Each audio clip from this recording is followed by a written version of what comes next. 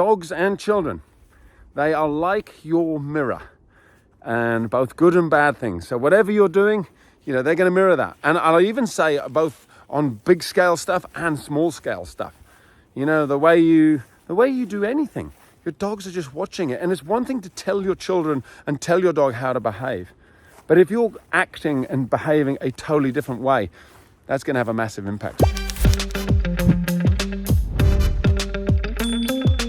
Hello and welcome, dog lovers, once again to another edition of Pup Dates, where I share with you a story, some learnings as I walk my dogs in the woods. And today, this month, what we're doing is the moral of the story. And today's moral of the story is learning to basically, you've got to watch out for what you're doing and how dogs are like your mirror.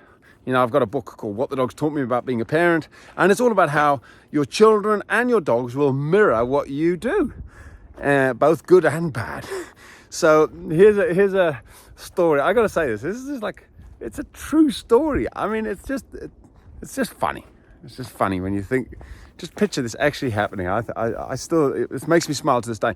So I went up north to this family. There was about 5 people there, mum, dad, there's probably 6 actually, because there was a couple of girls, a couple of guys, it might have been 7. It was a huge family up north. Let's call the dog Frisbee. I don't think he was a border collie, but he was that sort of high energy dog. If I remember right, he was a kind of a black lab mix. Anyway, maybe a bit of border collie in there. Anyway, so here's the problem that this family had. They had a number of problems, but one of the problems they had was they kept saying, Frisbee is crazy about flies. So as soon as a fly comes in the room, he goes ballistic. He goes bananas. He's like a madman. He charges around, snapping, biting. He knocks things over. I was like, okay. And look, at the end of the day, for those of you who don't know my method, there's a foundation you put in place. That kind of takes care of most issues. And then there's some specific training you can do for each specific issue.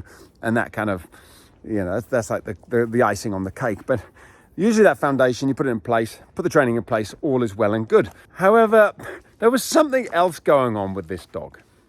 And I still gave them the foundation and the icing, as I call it, the training and the foundation of how to stop the problem. But get a listen to this. So I said to them, okay, so how bad is it? They said, well, it's absolutely nuts.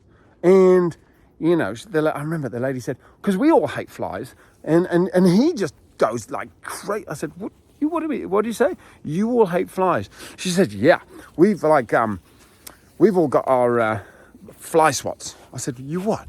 The guy pulls out a fly swat from under his chair. I said, well, what's that for? He goes, well, when a fly comes in the room, I jump up and try and swat it.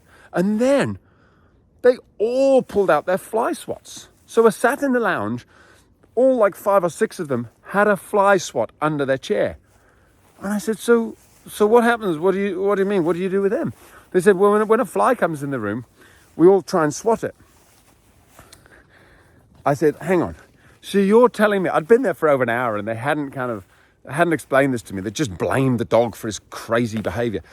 I said, so when a fly comes in the room, you guys all start like leaping around, jumping, trying to hit the fly.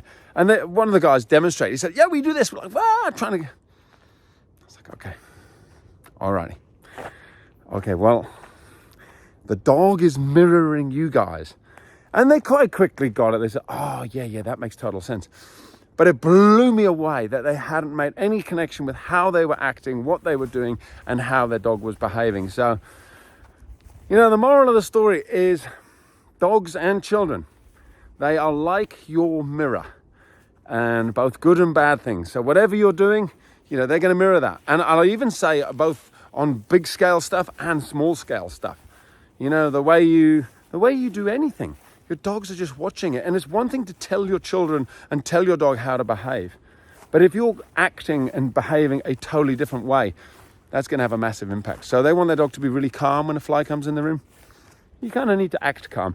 Even if you want to catch that fly, there's still a way of doing it, which is calm, keeping your heart rate low, not screaming, not shouting, not panicking. I mean, the poor dog probably thought that it was going to, it was a life and death situation if they didn't get the fly. So he was probably giving it everything he got. Anyway, there you go. Another edition of Pup Dates. Moral of the story. Dear dog, Take care, guys. Have a beautiful day. Bye-bye. Momo. Good boy. Where's Bonnie? Bonnie, Bonnie, Bonnie. Bonnie. Good girl. Good girl. Okay, off you.